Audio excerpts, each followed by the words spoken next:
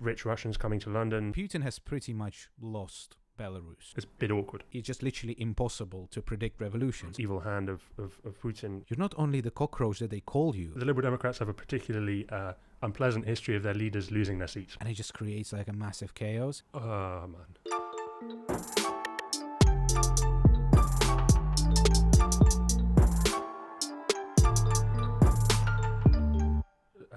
What is it? Like lower cases. When you have high numbers of testing and you get low numbers of results, I can't remember, or low testing and high results, then it's really bad. So if you're not testing very many people, but the people you're testing are all getting sick. So it's low testing, high results. Yeah, exactly. That's very bad. That's like means you've completely lost control of this shit. That's what's happening in Russia. Low testing, high results. Well, Russia is famously particularly good at targeting coronavirus. They've got the vaccine now. Of course they do. Problem solved. Of course they do. So, if I'm not mistaken, Putin tested the vaccine on his daughter. Yeah, he's a generous man. Did you see? Did you see what he said about it? He said, so the first day she had a fever of 38. The second day she had a fever of 37, and on the third day she was all right. Well, at least like putting it in perspective, right? Putin gives his daughter a president gives his daughter a vaccine. Trump's suggestion would be to drink bleach or shine a light inside of your body. Oh shit! Yeah, I remember so that. I'll take that comparison. Yeah, that's one for Vola. He was also suggesting inject like disinfection. If I'm not mistaken. Yeah, that's also inject really the good disinfectant right in there. We should look into that. I can't believe. I mean, yeah. How do you think the whole thing is gonna turn out at the end of this year? The election in the US. Oh man. What do you think? I mean, because there are still a lot of people who say, yeah, but it's going to be the same as it was last time, right? Everyone thought Hillary was going to win, but then Trump somehow. Joe Biden at this stage of the campaign is 1 point ahead of where Hillary was 4 years ago. I think he had about a 1 in 3 chance of winning last time. He has an advantage in the electoral college. He won by 77,000 votes across 3 states. Mm-hmm. Yeah, it was a pretty was a new sort of specific path to victory, and he would need to repeat that again. He has a barrier of support, 40% will always be with him. Mm-hmm. It'll get closer. I don't think it will be a blowout by any stretch of the imagination. Mm-hmm. Biden is a much better and different candidate than Hillary Clinton. Mm-hmm. They haven't been able to sort of land any punches on him yet. The idea that he is somehow of the radical left or sort of allowing the radical left to sort of co-opt the Democratic Party is, again, something I don't think people will believe. And he's dropped the ball on this coronavirus stuff. Let's see. I think that's going to be more of a kind of, that will tell the election. If he manages to get cases under control in October and there's the sort of falling numbers, and he can claim quote victory. It would be close, but it's going to be close anyway. It'll narrow, I'm sure. You think so? Mm-hmm. Russia will make sure. Come on! I think it's just the nature of politics, isn't it? It's polarizing. It's different.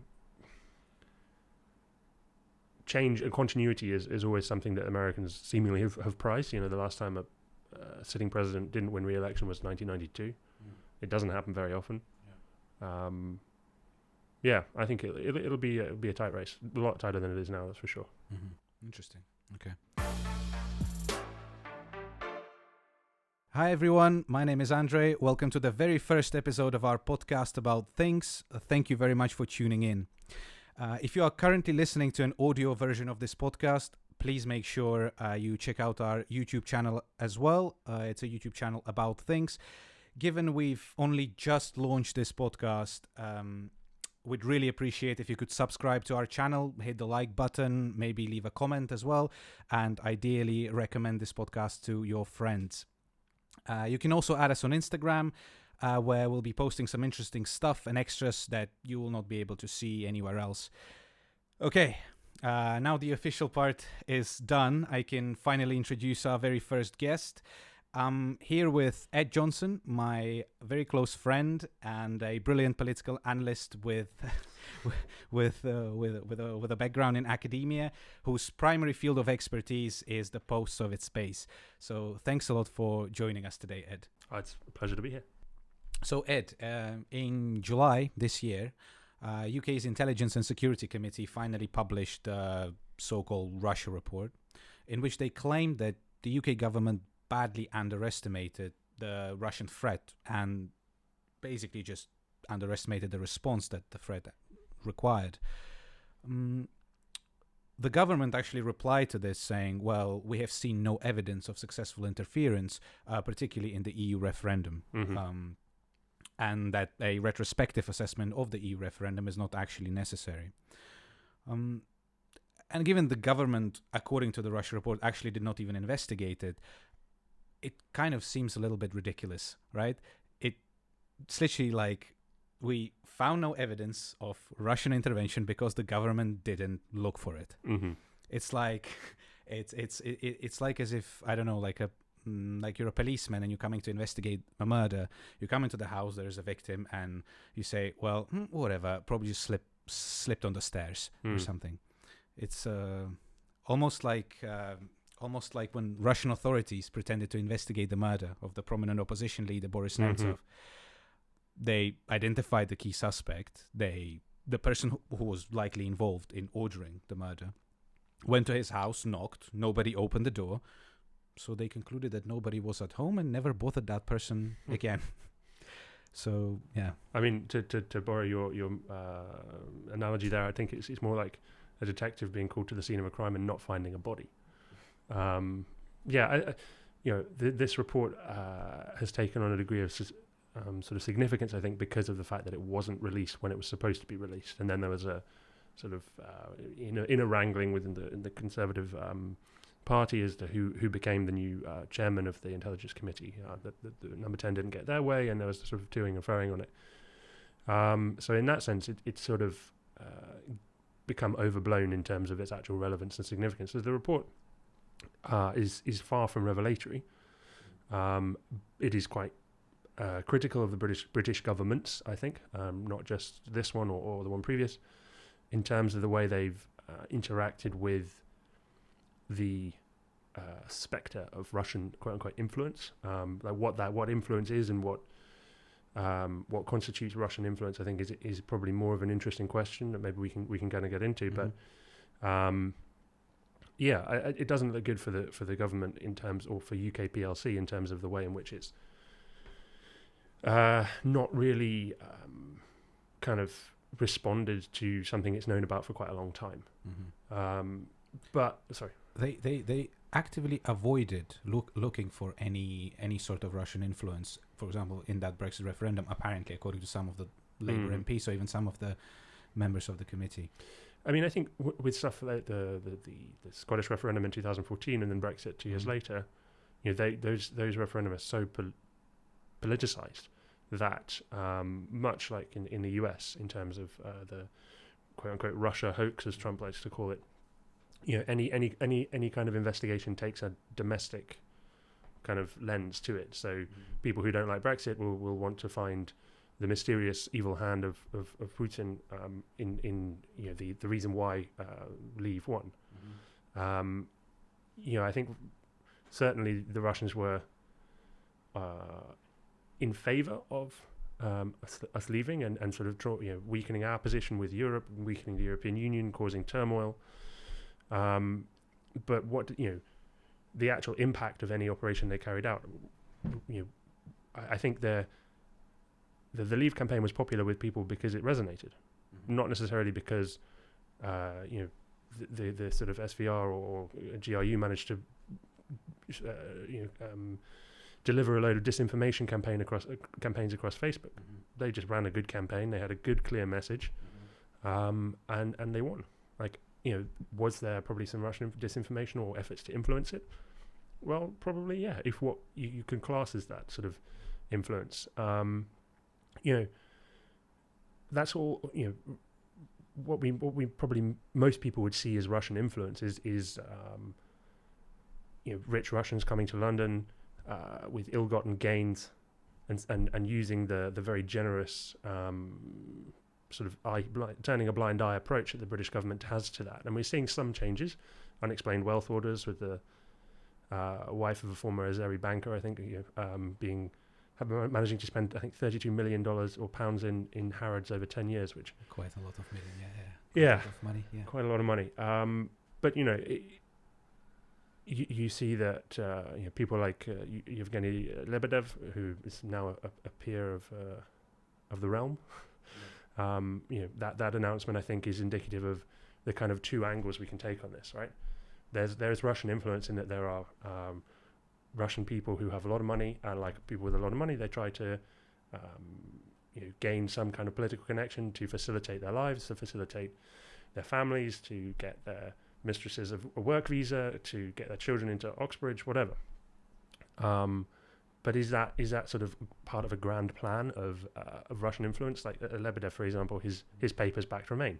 He supported the Prime Minister since he ran for mayor for the first time.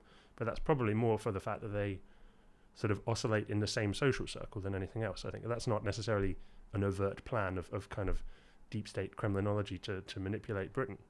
I think there's Russia's influence in terms of soft power is minimal. On a soft power ranking recently, I saw that it was 30th, below Hungary.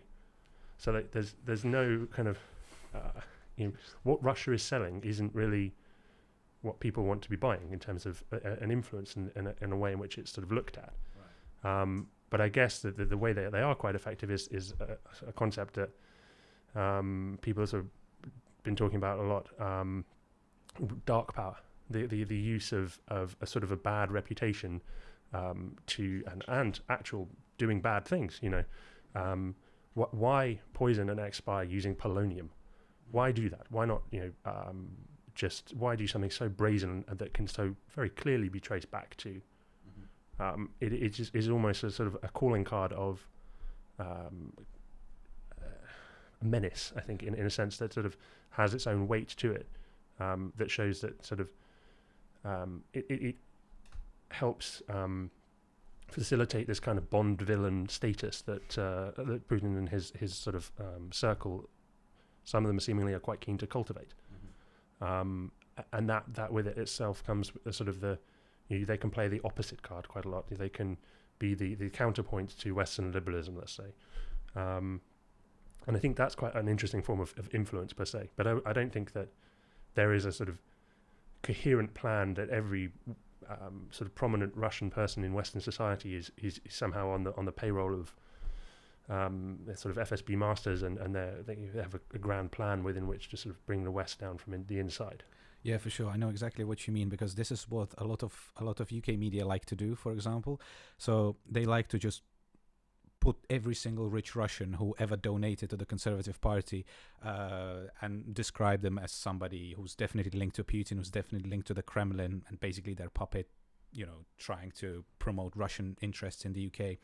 Although there are two, for example, like obviously two very clearly different types of people. So, for example, a lot of UK media, for example, refer to this Lyubov Chernukhina, if I'm not mistaken. She's one of the most significant Russian donors to the Conservative Party. Was this the lady that paid to play tennis with Boris Johnson? Exactly. She paid over £100,000 to play tennis with Boris Johnson and David Cameron as well. She's a rich lady. Anyway, so she's a wife. She's of Vladimir Chernuchin, who used to be a deputy finance minister and the head of one of the large state-owned banks. But then, because of like a criminal case initiated against him in Russia, if I'm not mistaken, or he was somehow implicated in a criminal case against somebody else, I'm not entirely sure at this point. But he pretty much fell out with the Kremlin. He fell out with the Kremlin and he moved away. But now, when his wife donates to the Conservative Party, some of the media just cover it as a former Putin's deputy finance minister donated this much money to the Conservative Party, which obviously I found a little bit incorrect. But then on the other hand, you have people like Alexander Temerkov, for example, right, who is this really close friend of Boris Johnson, apparently. Mm-hmm. By the way, did you know that Boris Johnson's first name is actually Alexander. I did. Alexander Boris de Pfeffel Johnson. Yeah. Yeah, I had no idea. I always knew him as Boris. Anyway, apparently they call each other Sashas Mhm. because they're both Alexander. So, yeah. Anyway. Then you have people like that who are apparently, well, firstly linked to the Russian security services. And that I think was even mentioned by Mikhail Khodorkovsky, the former owner of Yukos, who was ousted out of Russia eventually. I mean, put in prison, and then he left after he was released. And these sort of people, they not only, as you, for example, said that Lebedev actually supported the Remain campaign, these people were one of the supporters of Brexit in itself, which coincidentally is also in line with the Russian interest potentially. So yeah, just exactly as you said, we should probably distinguish between certain people. Yeah, and I think it's. I don't think it's a surprise on this topic and many others that there is an element of kind of lazy journalism. It's much more easy to sort of see a nefarious action from a Russian individual or their relationship with somebody in power than it is, say, from a Chinese or a Saudi person. That's just the kind of narrative in the world we're in. In reality, does it actually have any influence or any impact? Like the UK stated position towards the Russian Federation is pretty hostile. It's the most hostile it's been since 1991. The UK drives sanctions. The new Magnitsky laws, or sort of prototype Magnitsky laws that were passed recently, were enacted that target those individuals associated with the death of a Russian lawyer, Sergei Magnitsky, in prison, is pretty robust and pretty serious. I don't think that people paying money to play tennis with the Prime Minister or whoever is necessarily a sort of, what is the actual result of that? Probably not a lot. It's a personal connection, as I say. If you get a speeding ticket, you want that to be solved, or those kind of issues, or prestige. I think that's the sort of where we need to be careful, and the West as a whole, not just the UK, in terms of portraying Russia as this big evil monolith, where in fact there's a lot of moving parts. Portraying Putin as a master judo or chess plus chess grandmaster, that's just not like really going to help us get rid of these guys, or if that's our stated aim, or kind of build new relations with Russia. Like, we need to be, I think one of the clear things from the report itself is that the Russia strategy we've had, apart from the sanctions since 2014, hasn't worked. We haven't been able to engage with Russia, bring it into the sort of, kind of way of doing things, the rules-based international order that we so seemingly aspire to represent. We haven't been able to stop its sort of worst tendencies in terms of 2014 and the ongoing conflict in Ukraine, in Syria, wherever. So what is the plan? What is next is probably the more pertinent question that I think the report should have addressed. We are not against Russia. We are against the people running Russia. The oligarchs, are Putin's friends, the man himself. We need to plan for something else, and we need to not miss that opportunity again, because in 1991 we did, and Russia allowed us to take countries into NATO up to its border. They feel wronged. We need to recognize that, and we need to be better prepared for a positive terms of engagement. Obviously, standing by the things that we believe in as a Western society, and holding them up to their standards. But we certainly need to be less kind of judgmental and as sort of potentially the word arrogant. I would say that period of true American exceptionalism, the end of history, sort of post-Cold War euphoria that enabled people to do it our way or go to hell, and the pain that wrought on sections of Russian society in the 90s in particular is one of the kind of founding principles or tenets of Putin's rule that is a legitimizer for him. He's able to take Russia off of its knees, and very, very easily portray the West as the people that put it on its knees in the first place. So yeah, we need to be prepared, and we need to understand better what's going on in Russia. We need to have better news coverage. There are very capable academics on this, and politicians should listen to them. So that's interesting. When you say we should be prepared for it, what do you expect? Do you expect Russia coming to the same situation as it came to in 1991? I mean, this is the kind of $1 million question, isn't it?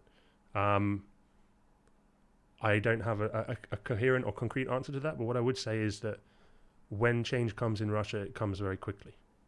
Regimes that seem quite strong and stable with sort of some external pressure on them, but with a fundamental kind of, there are a lot of things that support the Russian government and the current ruling elite, but there are also a lot of things that you can look at that are not structurally sound and are not moving in the right direction for them. The economy, for one thing, the kind of militarization and of sort of the police, and the setting up of the National Guard, which is essentially headed by a Putin loyalist who was his former bodyguard. Why do that if you're not worried about the loyalty of local policemen? Why have this sort of tertiary force that is uniquely and personally loyal to him if you're not worried about needing to use it? Right. Sure. Okay. So basically, you think that they potentially are preparing for something like that. So preparing for potential, I don't know, new protests, the same way protests took place back in the early 2010s, or? I mean, those protests, I think they forced a change within the regime. In Moscow, at least. In Moscow, certainly. I mean, that's a really important point, that both of those protests were principally in Moscow and St. Petersburg. They weren't a nationwide movement. And what you've seen since then is actually the pretty successful repression, or they can cope and accommodate those protests in Moscow fairly well. That the protests against the IT law, the online laws, protests against renovation or housing restructuring in Moscow, and those sorts of things, they've been able to sort of handle that pretty well. It's more or less now you're seeing more unrest in sort of regional cities and regional centers like Khabarovsk. You've seen the protests over waste disposal in the north of Russia. These are sort of like small ticket issues that are people's day-to-day lives. And those are this kind of protests that they seem to be willing to allow. It's not the sort of, down with Putin as a thief and all this kind of stuff that we saw in 2011, 2012. Although these regional issues, the ones that you've mentioned, in Khabarovsk in particular, they seem to have spilled over into Putin war sort of slogans. And there you see also that the police are not, the local police who live in the city are not, they're siding more or less with the protesters, going around handing out masks. So that again sort of proves the point as to why he's made these other arrangements as regards to sort of National Guard, but how will that work? Flying security services in, if there's not just Khabarovsk, it's Nizhny Novgorod, it's wherever else at the same time. That's a sort of bit more of a challenge, but it's a question of legitimacy. Does he maintain legitimacy? And it's the same thing that's going on now in Belarus. Can the state, can the government maintain its position through sort of these periods of pressure on them around elections, constitutional reforms, sort of maintaining its informal power as well, which is clearly the case as to what happened in Khabarovsk. Yeah, but just coming back to the whole influence, Russian influence thing, so around the world, I'm just curious. So what? Because you mentioned at some point in the very beginning, you said that Russia doesn't really have soft power, right? Because soft power, as we see it, for example, the US has a lot of soft power because pretty much everyone in the world listens to American music, watch American movies, etc. So Russia doesn't really have soft power, although it would like to appear as a superpower in the international arena. It would like to influence the world, and potentially they do. We don't know, but potentially they try to influence elections in different countries, etc. But so, what exactly do you think Russian influence is? You mentioned something about dark power instead of soft power. So I mean, look at it this way: for every sort of diplomatic attaché who is doing their bit to inform citizens of the country that they're in of the wonders of Russian literature, the beauty of Russia itself, helping spread the language and promoting Russia in the way that diplomats or diplomatic missions usually do. The British Council, the Goethe Institute, all these sorts of things. For every one of those, there is somebody else, a security attaché, let's say, to the embassy, who is, conducting espionage, that is damaging and undermines all of the sort of the positive side of things that the kind of cultural aspects that are also being promoted. So I think the dark power is this idea of offering a kind of an influence through nefarious action, through the nexus between organized crime and security services, the relationship in terms of just constantly looking for the weakest aspects of society and pushing those sort of those weak points within states and their media. I would say it's more about sort of looking for those opportunities and kind of pushing forward on them all the time, as with you saw in the US in 2016, where it's a very low cost thing to do, to have a sort of troll farm, to look to influence discussion online. It doesn't cost you anything. It doesn't it's not an act of war. It's not going to escalate. The escalation back isn't going to be a significant cost to anybody, really, apart from the individuals then sort of sanctioned after it. But they don't really care. So I think it's that kind of pushing influence through a combination of criminal activity, going against the sort of rules-based international order, and acknowledging that and being known for it. Put it this way, I would suggest that kind of power is symbolic of perhaps like a mafia group or organized crime group who everyone always pays on time because they are so aware of the costs of not paying them on time. They are known to be so violent, so unpleasant that people just not bother paying them. And it's that kind of reputation, I think, that it gives Russia quite a lot of gives elements of the Russian state quite a lot of that is their kind of influence, I would say. Interesting. How about the nearest abroad, though? How about its near abroad? So anytime some of the post-Soviet countries would try to, I don't know, join the European Union or join NATO, or even attempt to topple the authoritarian leader and get some sort of democracy, Russia would always take a stance in favor of that authoritarian leader, despite the fact that that stance is clearly wrong for the majority of the people in that country. And I'm just surprised that the propaganda, the Russian state propaganda, somehow manages, even in these countries, the former post-Soviet states that are around Russia, that somehow that Russian propaganda in the form of RT and Sputnik, etc., they somehow manage to persuade these people that staying with Russia is a better idea for their country than joining the European Union, for example. Obviously, this is a ridiculous idea if you think about it, just from the standpoint of the fact that you just compare the only post-Soviet states that actually joined the European Union. So how's the economic situation, how's the political situation in there, and all the other countries? Let's say Belarus and Poland economically were pretty much in the same situation in the early 1990s. But if you compare Poland and Belarus now, it's a completely different story. So I wonder, why is that, right? I mean, has Russia successfully persuaded people? I mean, you look at Belarus; they've issued more Schengen visas than any other country in the form than any other country over the last year. So clearly, it's not like people want to sort of stay there. It's the same in Ukraine. There's 2 or 3 million Ukrainians living in Poland. Ukraine made its decision in 2014 to pursue that overtly pro-European agenda. The same in Georgia. The same now. Well, Armenia is playing a much more balanced game, but you couldn't say it's sort of under the thumb of Russia. Azerbaijan as well has a complex relationship with Russia. Moldova, very similar.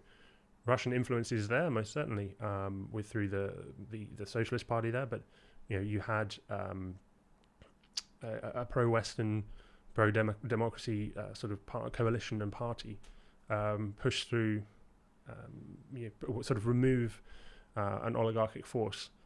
I think has Russia been successful in keeping these countries? I mean, certainly they're not culturally looking, to Russia as a sort of point of reference anymore. There's not that in that terms of soft power. They are consuming Russian pop culture. Of course. No, the whole Russian the Russian world kind of idea, because obviously the majority of them, they speak Russian. So I'm not suggesting that there's no Russian cultural influence, but what I am saying is that the kind of prevailing wind is not one of just that. There is like a lot of we are well beyond the period of kind of like westernization, and that has very much happened and is sort of ubiquitous across Russia as well. But obviously, the issues around Russian language and culture and TV and all that sort of stuff is incredibly important and a vital tool for them for sure. But I don't really see where has Russia managed to successfully keep these sort of authoritarian leaders in power. Even in Belarus, the relationship between Lukashenko and Putin is very much a transactional one. They apparently famously don't like each other very much, or Putin really doesn't like Lukashenko. So where Central Asia is a slightly different case, but I'm interested to see sort of how successful has Russia been at actually kind of propping up people who are loyal to it without actually invading them. I mean, that's the thing. The frozen conflicts is what keeps. There are 6 of them in the post-Soviet space, and quite a lot of them have Russian sort of fingerprints all over them. That's how it is able to make countries like Ukraine or Moldova inert, and unable to sort of strengthen their ties with Western institutions, I'd say. Right. In terms of its near abroad, though, right? It seems like with the recent protests in Belarus, Putin has pretty much lost Belarus at this point. At least that's how it appears to me. Whilst Putin backed Lukashenko and rushed to congratulate Lukashenko on his re-election. Re-election, sure, the fake re-election of Lukashenko. Representatives of European countries held a vigil or something like that brought flowers to where one of the protesters was killed, I think. Yes, exactly. One of the protesters was killed. So the Europeans are showing we're with the people, whilst Putin is showing I'm with the guy who everyone hates in this country. And maybe just for those of you who don't know, I should probably just quickly sum up this whole idea that the authoritarian president of Belarus, Alexander Lukashenko, whose country is sometimes called Europe's last dictatorship, famously, once again decided to steal the presidential elections, and despite getting most likely something between 10 and 25%, proclaimed himself a winner and said that he got like 80% or something like that. And people obviously got angry about it. They went out to protest, and the main opposition candidate, Svetlana Tikhanovskaya, was threatened, and I think she's now in Lithuania, if I'm not mistaken. So just that's just a bit of context. Yeah. No, I mean, again, you bring the point up there about the sort of EU ambassador visiting the protests. Across Channel 1 or RT, this was portrayed again as European Western influence in another country's affairs. So the classic pictures of John McCain and Victoria Nuland on the Maidan Square, the central square in Kiev, in that country's revolution in 2014, handing out cookies to the protesters, was portrayed as American influence. And it's a similar story. It's these narratives that they can keep coming back to that serve as a kind of a projection of their own insecurities about what they think that the West is doing. So that's going back to the sort of topic of Russian influence briefly. Russia acts in a way that it thinks everyone else is. It views the world as a very kind of complex, dangerous, and unfriendly place, because everyone, all states are bastards to each other basically, and they're all nefarious, and they're all spying on each other, seeking to undermine each other, etc., etc. And Russia, we pretend that we don't, but we do. Our spies were famously caught in Moscow with exchanging messages through fake rocks or something like this. It was like a very mid-2000s affair. We assassinate foreign individuals all the time. Look at the assassination of General Soleimani in Iraq. That was one country's person being killed in another country by the United States. That's illegal.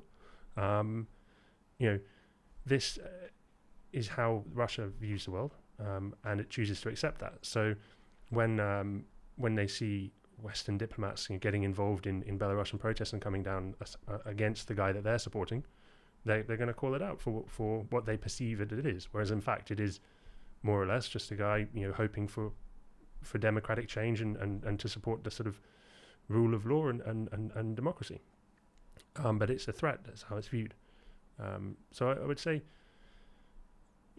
obviously the situation there is pretty complex and evolving, but I don't think that Russia has many kind of tools left in that situation, whereas the West has a bit more sort of responsiveness to it in terms of the things that we can say and things we can do. Trying to persuade Belarusians to go, to stick with Lukashenko is not,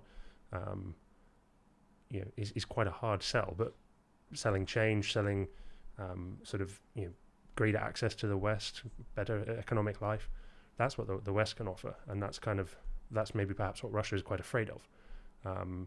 That you mentioned that Poland, Belarus, and Ukraine all had pretty much the same standard of living and GDP, and obviously now, 30 odd years later, Poland has, I think, a GDP that's 2/3 larger than Ukraine's, and has fewer people.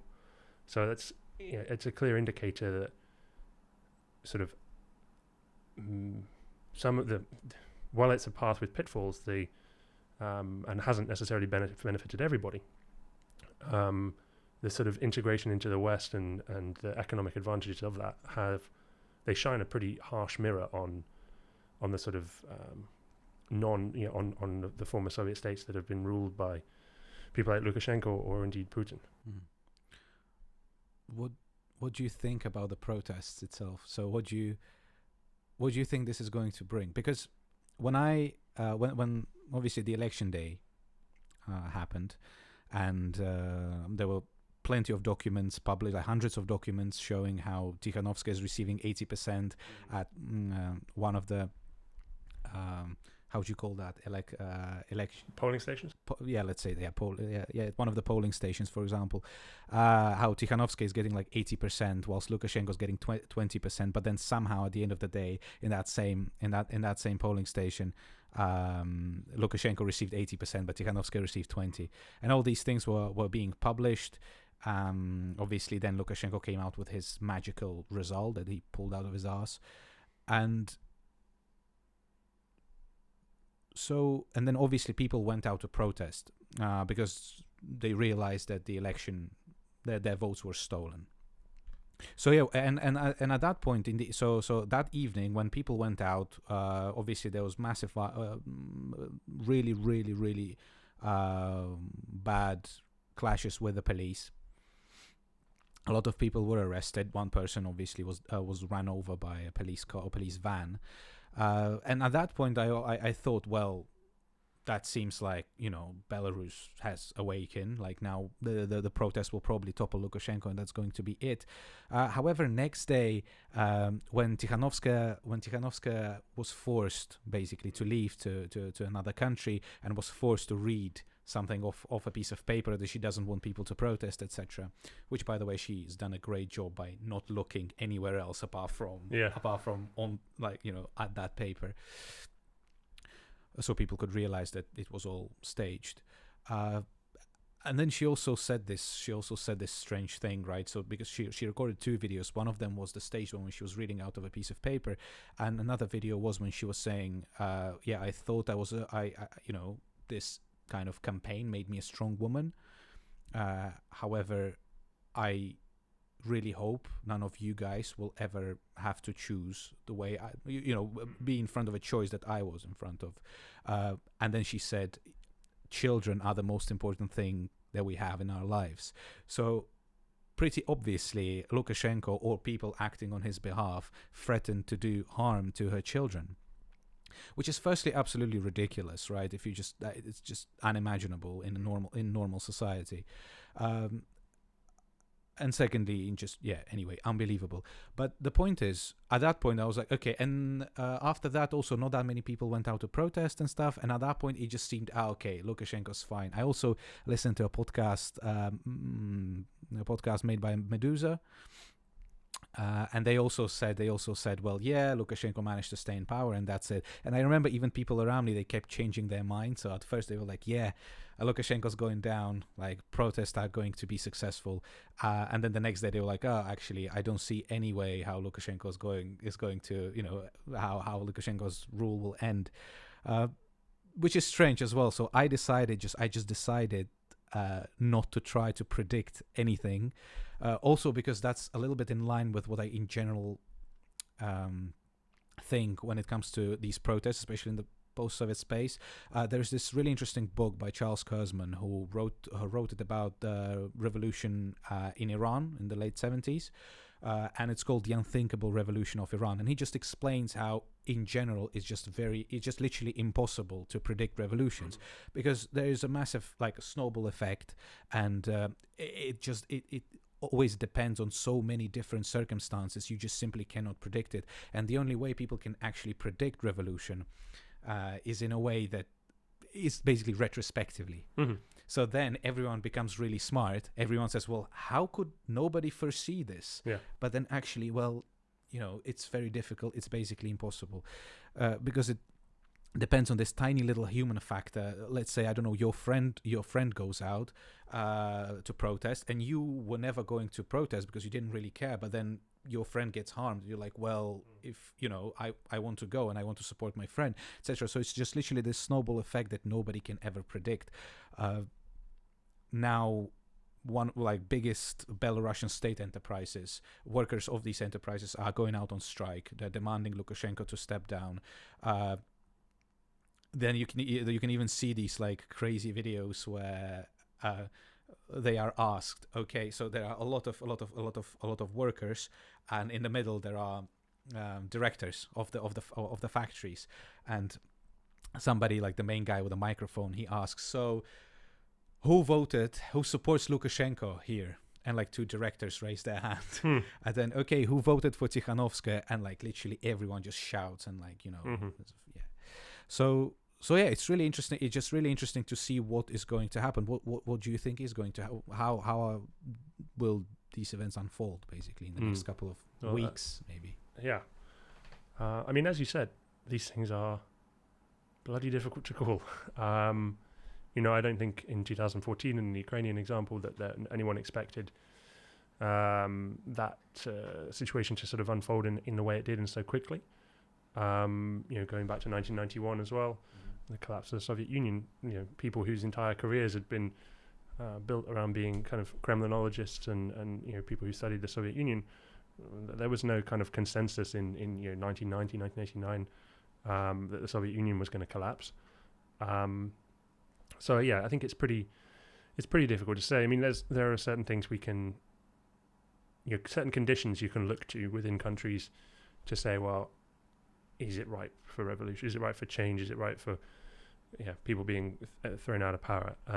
There are good examples of all of those things existing and nothing happening. Venezuela and Iran are two really good examples where there's a lot of unemployment, there's poverty, there's food insecurity, inflation, an opposition that's active, but still the regimes endure, and that's a combination of both force and elite unity.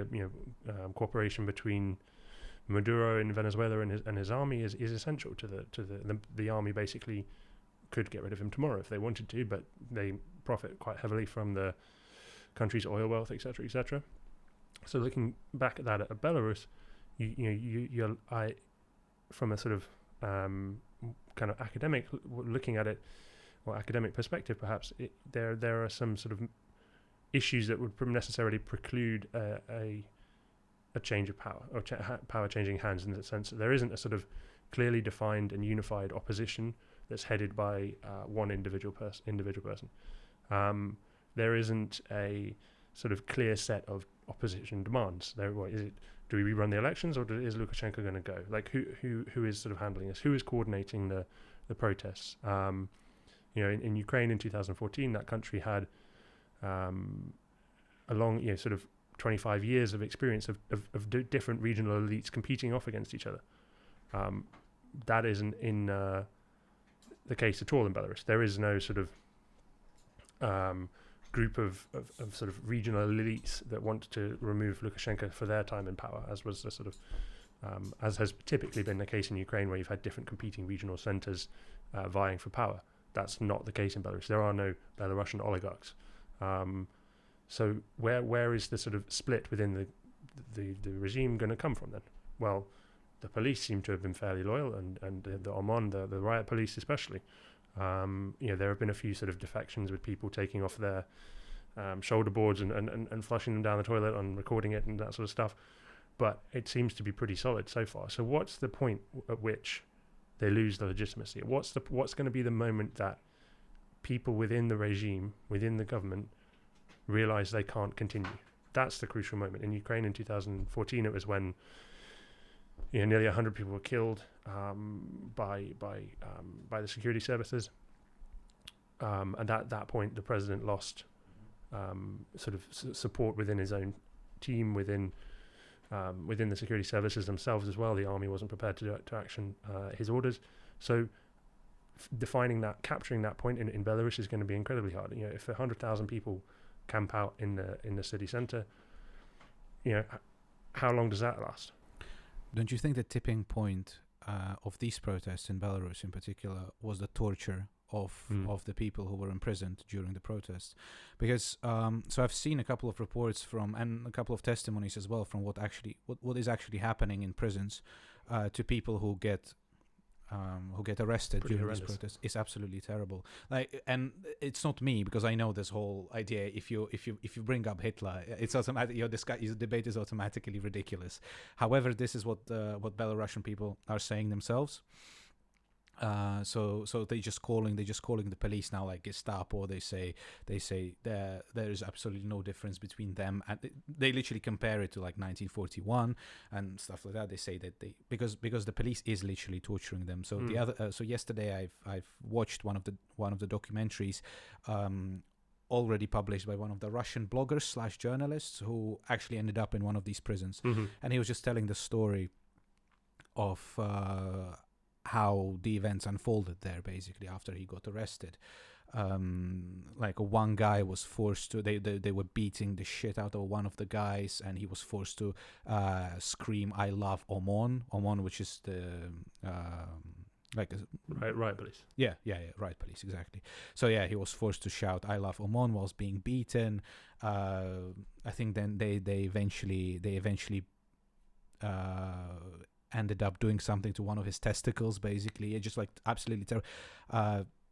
They rape people with like things, and they do absolutely terrible things. And when you listen to all of this, you just think, well, Putin and Russian regime is like, Putin is an angel in comparison to what this evil piece of shit is able to do, or is capable of.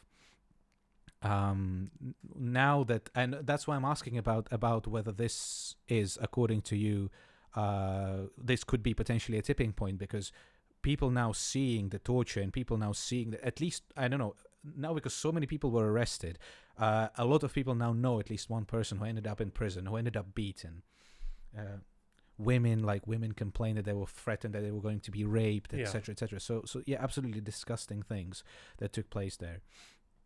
And whether you think that this could be potentially a tipping point, was now everyone saw what Lukashenko, the true side of the... Yeah, exactly. Because before, even in Russia, because in Russia, Lukashenko always had this image of Batka, right? So the daddy, like, it's okay. Like, yeah, he's almost comic somehow. Yeah, comic, eccentric, old guy who laughs at coronavirus and... hangs around with Steven Seagal picking watermelons. Exactly. He says... Can you see coronavirus? No, I can't. Well, then it doesn't exist. Drink some vodka. Drink some vodka, it's going to help. Exactly. So yeah, he had this almost exactly as you said, the comical kind of image, and now once all this happened, you can't really say police did this, and you can't really distance Lukashenko from it because you have to. This is what Lukashenko did. This is is his doing exactly. So yeah, do you think this like horrendous scenes, torture of people? Do you think this could be a potentially a tipping point? Yeah, and I mean I think you spoke earlier about the election results, and I think they were just he's taking the piss out of an 8 million people, totally making a mockery of any kind of sense of their votes mattering, counting at all. You have that, then you, as you say, you're beating the crap out of people on the streets, pulling people out of cars, just acting as lawless thugs. It's very delegitimizing for the government, for Lukashenko. I just don't, how does it sort of, what is the next stage, right? Where are these protesters then going to say, right, well, we're going to occupy a building, we're going to occupy the parliament? Well, they won't let that, will not happen. So that's good that they actually brought this up, because I think what they realize now. So at first, it just appeared to be this like completely disorganized protest. People were just coming out saying, well, our votes were stolen, we don't know what to do about it. However, I think now it almost feels like they've read the textbook, the revolution textbook. I don't know if you heard about this book, but it's a book by Gene Sharp, From Dictatorship to Democracy. And according to this book, many revolutions took place. I think it was in Serbia, they were acting according to this book. Even like in Georgia, they were acting according to this, etc. And they actually, all of a sudden, literally after overnight, they started acting exactly according to this textbook. So first of all, to make sure that your protest is successful, it has to be peaceful, right? You cannot engage in a violent protest simply because the state has monopoly for violence. Therefore, it's and Gene Sharp in particular compares this to, you can't really enter a boxing match against Mike Tyson because you will lose. And this is exactly the same. So you shouldn't try to be violent, because it's never going to end well for you. Then apart from that, he also suggests that people should instead of coming out on large squares where it's really easy to basically suppress these protests eventually and arrest a lot of people, they have to block the roads in smaller groups. They have to block the roads, and they also have to obviously go on strikes like they're doing at this point. And another thing, which is also a really important factor to kind of carry out a successful peaceful revolution, is to form an alternative government. And once again, this is exactly what they are trying to do now, after the mental breakdown that Svetlana Tikhanovskaya, which is the alternative opposition candidate, had, which obviously is completely understandable. So after that, I think they are now trying to form some sort of an alternative government / I think Svetlana Tikhanovskaya is now trying to make other countries to actually recognize her as the legitimate president of Belarus instead of Lukashenko.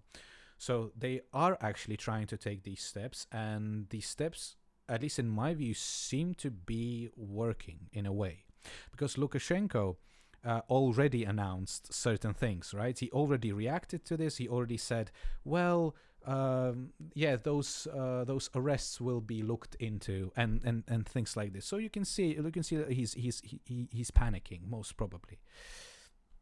I've heard some rumors that his favorite son, Kolya Lukashenko, the one that he brings everywhere with him, left the country with his family. I'm not sure if that's true. Maybe it's a rumor, but I've read it somewhere actually this morning.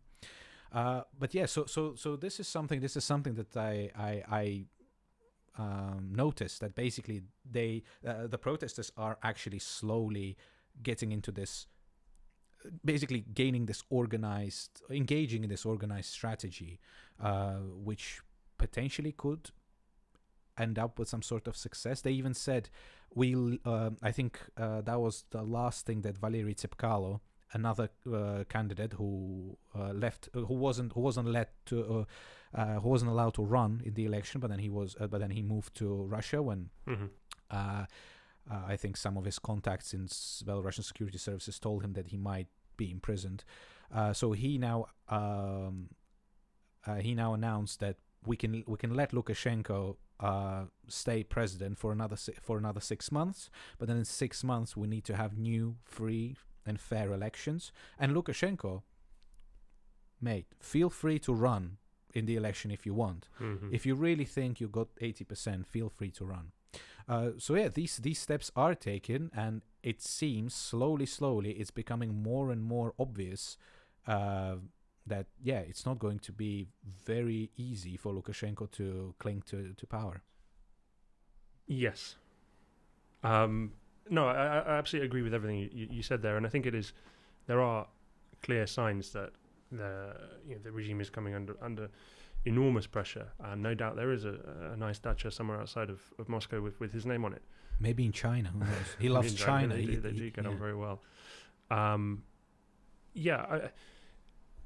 It is there will be kind of points you can look to and say that. I mean, I'm obviously personally very supportive of these protests, and I think it's pretty inspiring to see people's responses to such violence and such sort of grotesque manipulation of an election and sort of disenfranchisement of people.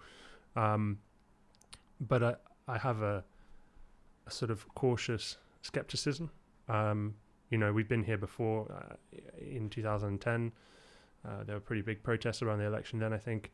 Obviously, looking at Russia in 2011-12, you had huge protests against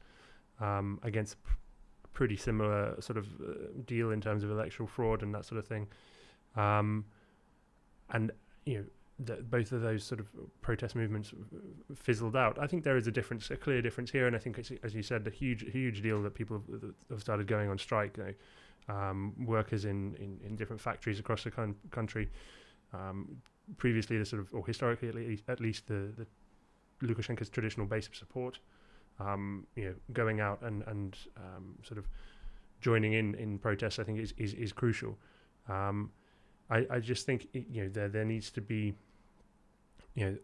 either some sort of significant external pressure. At the moment, what is the cost for Lukashenko to stay in power, to remain where he is, and to basically just do nothing and see it out? It's pretty low. He can keep the police on side. He can accommodate sort of people protesting in the streets and that sort of stuff. And his country will stop working because the roads will be blocked and people will not be working because they're striking. Mm-hmm. So I guess, I mean, there is an element of pressure that will build. It's just that then where is that sort of what's next point? Where can he keep his cabinet together? Can he keep unity within the police? Those are two really big questions. It remains to be seen. I'm not going to call it as a sort of that Lukashenko will be president in a year, or he won't be. I think it's a really interesting situation, but I think predicting these things is incredibly tricky and not necessarily. I could say he's going to go, and that's a 50% chance, right? Exactly. Yeah. No. Absolutely. As we actually mentioned, literally, a couple of minutes ago, it is pretty much impossible to predict at this point. So yeah, it's we'll see what's going to happen. I mean, I hope he does, and I hope those people get their country back, and the danger is of course that Lukashenko is able to tie his continued rule to kind of Belarus's strategic position vis-a-vis Russia. Mm-hmm. I don't think that that's kind of necessarily under threat, and perhaps similarly to Armenia, there needs to be something that has to be a consideration in terms of any opposition activity as regards kind of overcoming a regime that has very close ties to Russia and not appearing to threaten Russia's sort of geopolitical interests or strategic interests in that country, because that would probably be unacceptable, I think. Right. But I mean, when you were comparing it to Russian protest in Belarusian protests in 2010, and then Russian protests in 2011, and I think that the really striking difference there is probably the fact that Lukashenko's support is like almost absolutely nothing. Yeah. So 3% famously, right? Yeah. So it's probably a little bit more than 3%, but yes, symbolic. The symbolic 3%. Yes. It's just like those, directors of factories that have to be, I don't know, government ministers probably, and brainwashed police officers, who are being told, by the way, every single day, then those people that they are arresting and torturing, these people are all criminals, drug addicts, and and they should Western be influence or whatever. Yeah. and they should be treated that way. Yeah, it's also interesting to see what could potentially come with changes, right? Because at this point, Belarusian economy in general is heavily reliant on, is basically the majority of the really large companies are owned by the state. And unlike, for example, in China, where the government kind of puts it in like a blind trust, and it's managed by certain people, by skilled people, but the government just gets its income. In Belarus, it's different. It's not like this. In Belarus, those kind of state officials are actually running those enterprises and those businesses, which obviously very often leads to the fact that they are incredibly inefficient. You often have at the top of these enterprises, you often have people who started as really junior workers at that particular factory, and then somehow ended up being the CEO of the company. But yeah, it's really great if these people know how an engine looks from inside and stuff like that, but they do not necessarily know how to run a massive company from like a managerial perspective, let's say. Anyway, it just appears that the economy at this point is like incredibly inefficient. And it just would be quite interesting to see what's going to happen if Lukashenko is going to step down, like how the privatization is going to look like, whether it's going to be botched like it was in Russia, and things like that. I mean, I think the EU, the West, whatever you want to call it, the people who will no doubt start a conversation with whatever comes next, if anything does, we need to be very careful. Because that's the main sort of charge of criticism in Ukraine and in Russia in the 1990s, of kind of Western advisors coming in, unleashing capitalism, as it were, and having very little consequence or care or thought for the consequences on individual people. Belarus is essentially frozen many aspects of the sort of Soviet economy with some tweaks and adjustments, and that's they had very few, compared to Russia and Ukraine, very few kind of large concerns folding or people being made unemployed. That's the sort of social guarantee that Lukashenko's provided. So I think to some degree the change will have to be incremental rather than sort of revolutionary in that sense. But I think that that doesn't seem to be that economic aspect of it, at least at the moment, doesn't seem to be the sort of one of the primary issues there. The companies, there's obviously efficiencies to be made, but Belarus is reliant on Russia as an export market. It's reliant on Russian assistance, the Union Treaty, and also the Eurasian Economic Union as well. Like they're the ties are so heavily linked. Breaking those bonds or even weakening them would be economically catastrophic. This is actually quite interesting you bring this up, because this is something I also really wanted to talk about.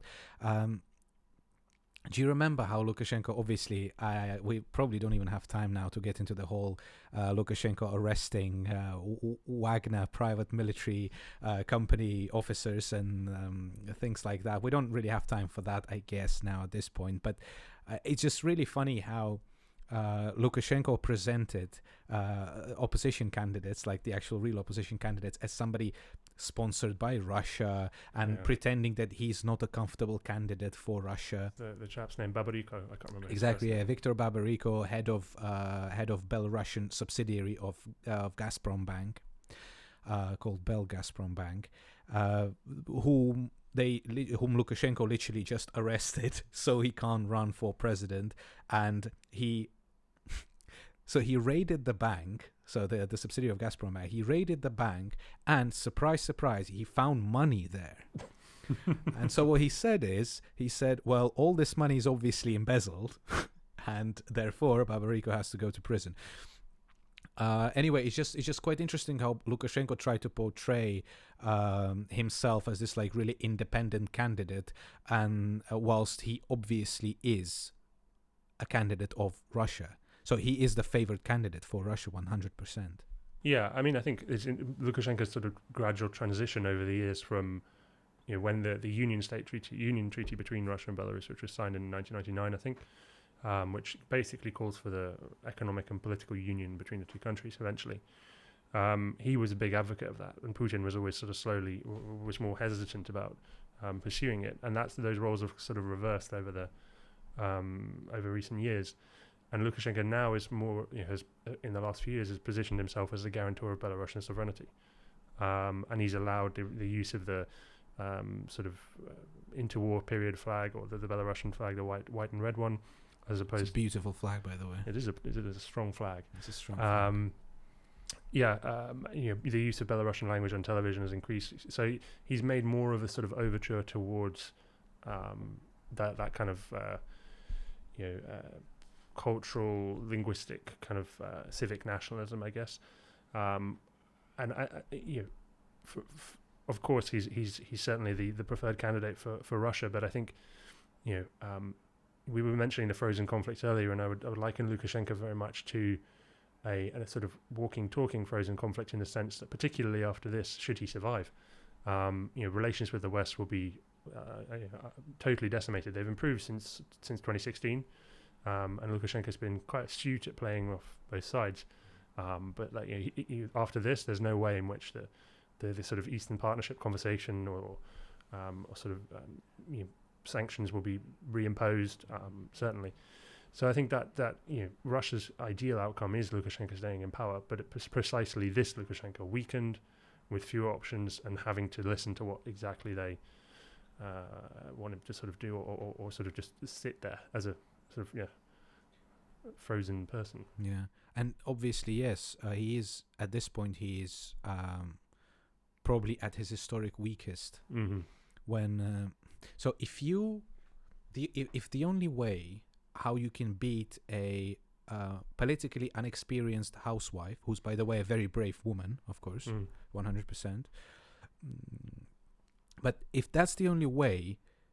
The only way you can beat this housewife is to threaten to murder her children, take her husband hostage, and then kick her out kick her out from Belarus.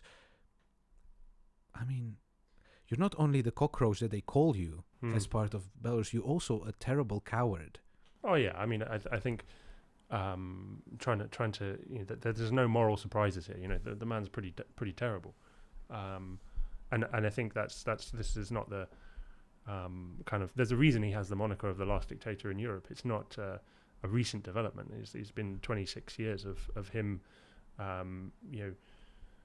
initially kind of stripping away any sort of sense of national identity in referenda that brought back the Soviet era flag, and the coat of arms, and all such sorts of things. It's the only state that still has a KGB as their security services. Famously, yes. The moral vacuum is... it just makes you think, what the fuck?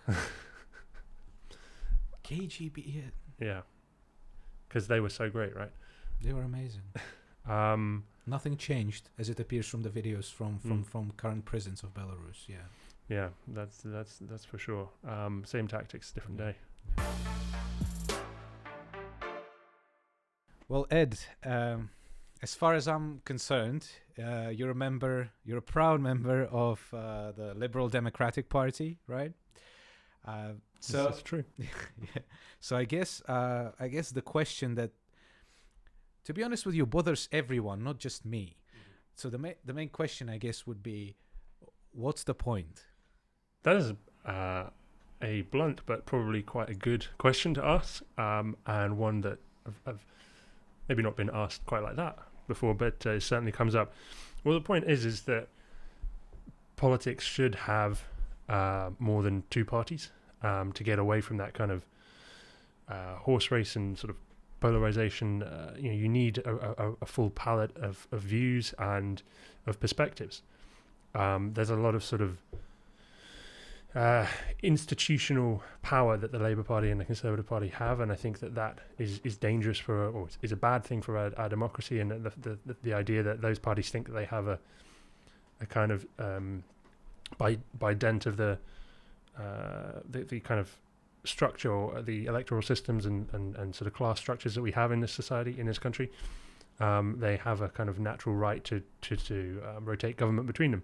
So the Liberal Democrats are a force that's steeped in history, previously a liberal party, and I also think I also quite like their policies, which are the only party that actually stands up for a kind of truly progressive taxation system. Is the most sort of progressive and forward thinking on green issues, which I think is going to be the kind of big once we get past this corona thing, the big question of the next sort of 50 years as to how we transition our societies to handle that. And I think they have the best answers for that. I also, a proud sort of supporter of the concept of liberalism, of sort of, rejecting sort of government oversight, or sorry, not oversight, but sort of the heavy-handedness of kind of patrician rule, which has been the Conservative style, or the sort of more top-down management of economy that is represented by Labour traditionally. So I think the Liberal Democrats strike a good kind of, I don't want to use the phrase, but a third way. Famously, the third way. Well, I don't know. I'm always thinking, because I've met a couple of like so-called moderate Tories in my life, right? Members of the Conservative Party, but those ones who, for example, voted Remain in the Brexit referendum. And then I'm just thinking, so what is the difference between these guys and you guys? Because these people in general, they are also socially more or less liberal, but then also they don't really like much of an oversight of basically much control of the government, obviously. But then they also don't really mind spending money on like health, education, and in general public services, which is pretty much very similar to what the LibDems stand for. So basically, my question is either why are you not a moderate Tory? With much greater chance potentially to succeed in, for example, just being happy at some point that your party's in the government. I mean, call me an idealist. I don't think politics is. I mean, it's all about winning, obviously, but it's not about happiness. I would ask to flip the question around and put it the other way. Why are those people who potentially agree with me on a lot of things in a party that until very recently supported Section 26, I think, which was persecuted LGBT people in this country, that even today is refusing to sort of assist immigrants in dinghies in the middle of the English Channel. That is a cruel, unkind, sort of negative party. The far right of the Conservative Party is not something I would want to be associated with my set of views. So I would say to moderate Tories, why are you in the Conservative Party? Like, over the last 4 years, it has gone so far to the right as to be unimaginable. And I had a lot of sympathy and a lot of sort of respect for the project that David Cameron, the previous Prime Minister, or how many Prime Ministers we've had now, the project that he began and sort of ultimately failed with, in terms of modernising the Conservative Party, moving it more towards the centre ground, and trying to address issues like Europe, which it sort of has ultimately consumed the party. I would say, why those moderates, why are they not in the Liberal Democrats? Because that party fully represents their views, and they don't have to then associate themselves with people who feel immigration is a threat to national well-being, whereas Liberal Democrats view immigration as a positive and as a success. That this country's been, whilst not perfect, very sort of it's benefited enormously from it. I guess if we just look into, the most recent history of the Liberal Democratic Party, last leader of the party that was really successful was obviously Nick Clegg. He brought the party, he led the party to win quite a lot of seats. I think it was over 50 at some point, which was 60 or 70, 66. Even more. Okay, so yeah, probably I think it was almost like the historical high. Yeah, it was For a long the time. most success they'd had in, since they sort of left government in the 1920s, I would say. Right, yeah. So, and obviously it was partially because Nick Clegg in general like performed really well during the debates and all that kind of stuff. But then you entered the Conservative government, in which you were until 2015, if I'm not mistaken, the government of David Cameron. So, and right after that, in the elections of 2015, the Liberal Democrats performed miserably. We got our asses kicked. Right. So what happened there? Why? Well, I think the kind of story to that perhaps goes back to maybe two or three elections prior to the 2010 one or 2015, in terms of why there was a liberal revival or liberal democratic revival in the first place. So throughout the 90s, you had obviously the advent of New Labour, and the sort of the 17 years of Tory rule coming to an end. The Liberal Democrats did very well in 1997, and there is a strong argument around cooperation between, or sort of when Labour does well, the Liberal Democrats can do well as well, by virtue of the first past the post system, but we won't go into that particular discussion right now. And then, of course, you had the Iraq War, which the Liberal Democrats, through their then leader Charles Kennedy, overtly opposed, and sort of resisted, and that made them a very, obviously Labour was leading the government at that time and sort of advocating for the war. So everyone of the left who was against the war, their natural home became the Liberal Democrats. So you had this sort of more progressive view of what the country could be was aligned with, and foreign policy in particular was aligned with the Liberal Democrats. So in 2010, they benefited enormously for that. And also I think with fatigue from, however many years, 13 years of Labour rule, Gordon Brown wasn't a particularly exciting candidate.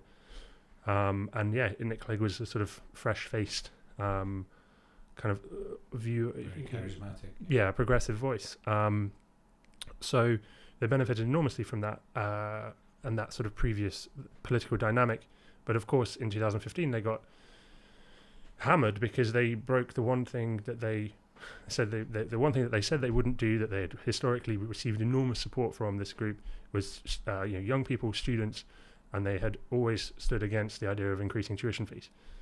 I think it was in 2011, the government decides to triple them from £3,000 to £9,000, and that just was a sort of bullet in the back of the head of that base of support and sort of trust. You then have at the same time a Labour Party that's moving increasingly left, so it's recapturing those voters. It's sort of shed the baggage of Iraq a little bit, and the New Labour movement is very much behind it. So that kind of handicapped the party in terms of appealing to that group of people, its association with the Conservatives and austerity, no matter how much of an argument they tried to make about being a moderating force in terms of preventing cuts or sort of your benefit rules being changed, or any policies they did actually pass through, and there are some notable achievements around energy and climate and stuff like that. But yeah, that's why they kind of got hammered in 2015, and it was personally it was that the result of that election the next day was when I actually joined the Liberal Democratic Party, because you only really appreciate something when it's taken away from you, or when it's sort of endangered. I felt, and I just felt that as a force and as a progressive force, we needed that to continue, and it shouldn't just be because of an association, because of trying to do the right thing, putting national interest first, etc., in 2010, and those 5 years of difficult compromise. That shouldn't mean that as a force it needs to disappear. Right. No, yeah, I understand that completely. But what kind of interests me at this point is how come? So now, as far as I'm concerned, you are electing your new leader, right? The choice is between the least exciting election of leadership election ever, I think, is probably fair to say. Right. Well, yeah. So the choice is between Ed Davey, who is the former minister, if I'm not mistaken. He was energy and climate minister. Energy and climate minister, and Layla Moran, right? Formerly maths and physics teacher, and currently an MP, if I'm not mistaken. That's cool. But then what interests me is, so why even after Nick Clegg stepped down, is it? The Liberal Democrats have a particularly unpleasant history of their leaders losing their seats. So this is he was unelected. This is something I wanted to ask you, actually, because then Liberal Democrats were led by Tim Farron, then they were led by Vince Cable, and then eventually by Jo Swinson, and Jo Swinson actually lost her seat. Yes. It's a bit awkward. Which is absolutely ridiculous. Yeah, I mean, the 2019 election was a perfect. It should have been seen a huge spike in support, because you had the key issue of the day was Brexit, which the LibDems are probably the only party to have a very clear policy on, and would have appealed to a lot of people who were Remainers. And the media hyped it up, and I think they kind of believed the hype a bit too much, so they ran a very kind of what I would call for British politics kind of a presidential campaign that was around Jo Swinton's personality, who she was, like the next prime minister, like she could be next prime minister, all this kind of, which is just nonsense. Like there was no way that was ever going to happen. And I think she just sort of forgot to, and obviously Scotland, where she was standing, and she was an MP, is obviously kind of shaped by a different political force and issues around Scottish nationalism and independence, and she just got she lost sight of what she should have been focusing on, which was winning re-election first, perhaps, and then spreading the sort of message across the country. But I think they just misjudged it a bit, and ran a poor campaign. The campaign was centered primarily around Brexit, right?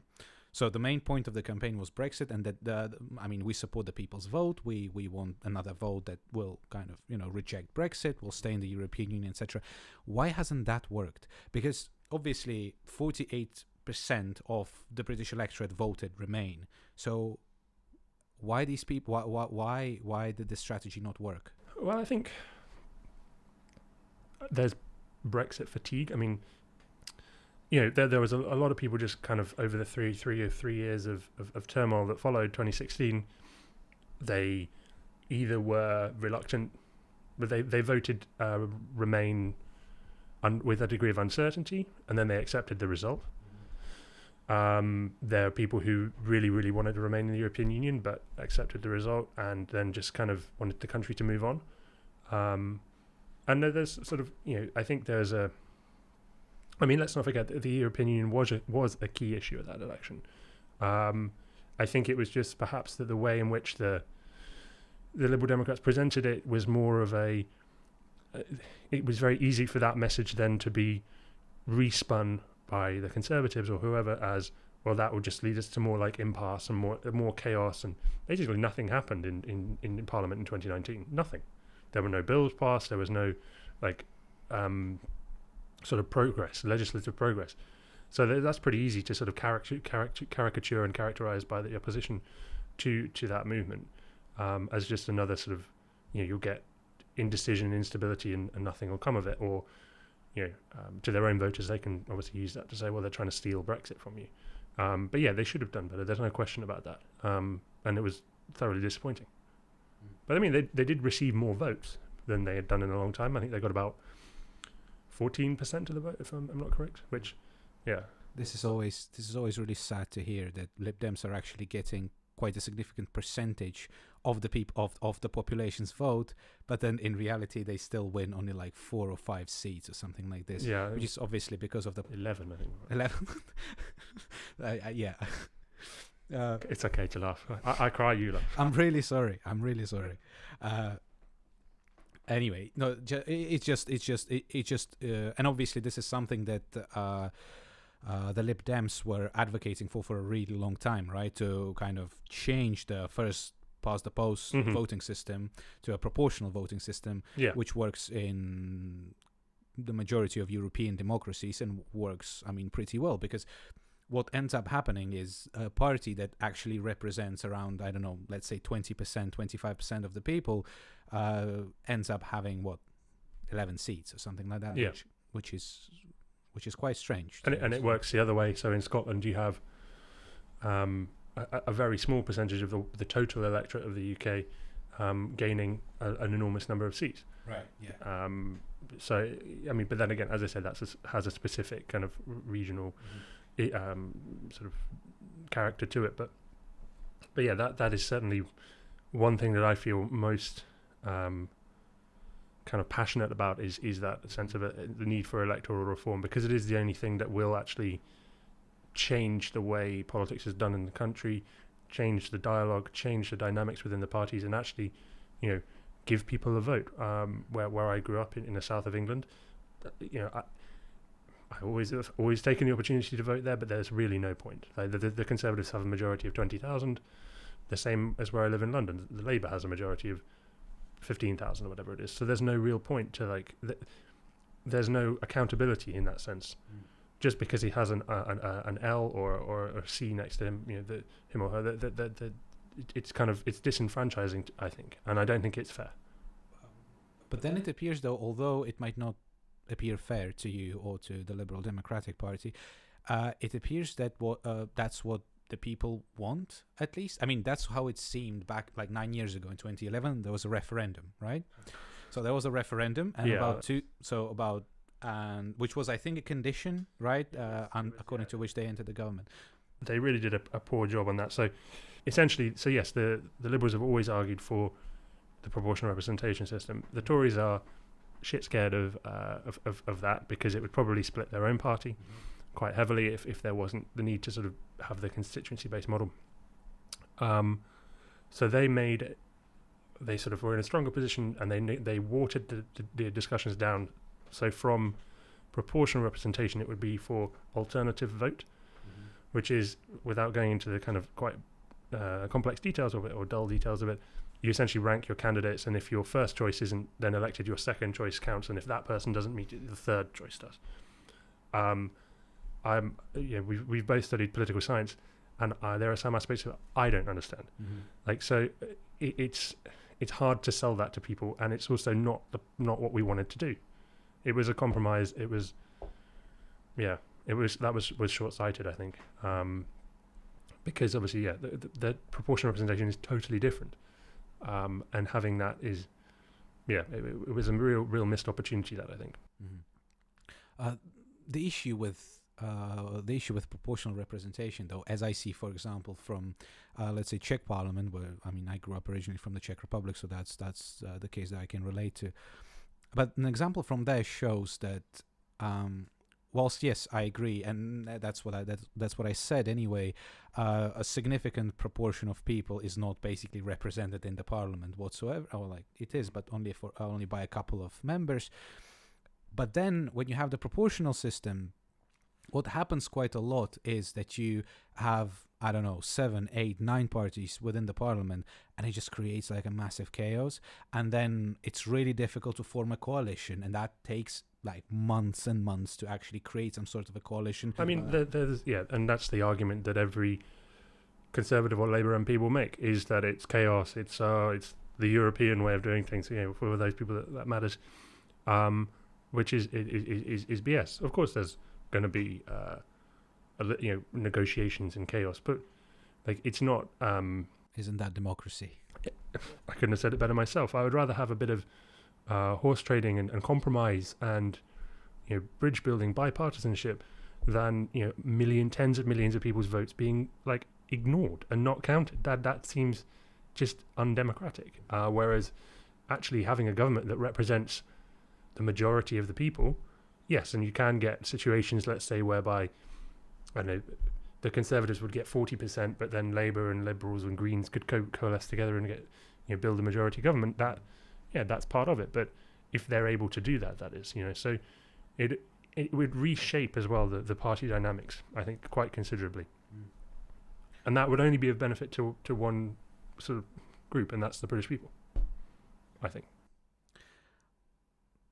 On that note, Ed, this was really, really, really great. Thank you very much for joining me during this podcast. It was extremely interesting to listen to your views, what you have to say about the Rush report, Belarus, and the party that you're a member of. But just before we finish, I'd like to ask you one question that we'd like to probably ask every single guest that comes onto this show. And feel free to answer in completely crazy way. It's absolutely up to you. It doesn't have to be something very meaningful, or it can. It's absolutely up to you. The question I'd like to ask you is, if there was one thing in this world, in this whole world, one thing that you could change, absolutely anything, what would it be? Well, having just spent the last 5 minutes talking about changing the electoral system, I guess that would probably be one thing, but that's not very exciting, is it? Gosh, I don't know. It doesn't have to be exciting, Ed. This is what's interesting about this question, that it just shows what matters for you. I just think that if we did do that, that would give us an opportunity to tackle the issues of the society is going to be facing much more effectively and much more fairly, and get much more buy-in. You know, I think over the last 4 or 5 years, we felt that sort of in the West that our democracies are under attack, or going back to Russian influence, that they're trying to manipulate things, and the rise of China and all this sort of uncertainty, multipolar worlds, and all this kind of stuff. We need to do what we do best, and that's sort of share our disdain and displeasure with each other, but within tolerance. And I think that if we had a system that people had a buy-in to, that they felt they were represented in, that would help bring us as a societies much closer together, rather than at the moment where I feel it's like a competition and forces people apart because you're on this side or you're on that side. So yeah, I would let's do that. I would get rid of all these stupid electoral systems like first past the post, electoral college, whatever, and replace them with clean proportional representation. Well, that's a nerdy answer. You obviously are a true liberal Democrat, Ed.